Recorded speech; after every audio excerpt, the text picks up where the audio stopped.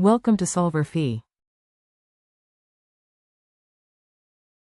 Hi there. So for this problem, we are told that if the sound of an airplane doesn't come from the part of the sky where the plane is seen, does this imply that the airplane is traveling faster than the speed of sound? And the answer for this is no.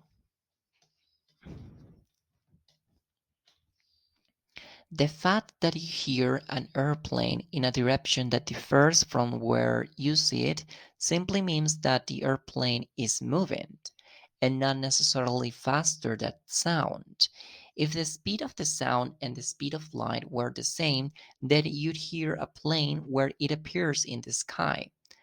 But because the two speeds are so different, you will first see the airplane and then the sound that it makes before that. So you see the plane you see appears ahead of of the plane you hear.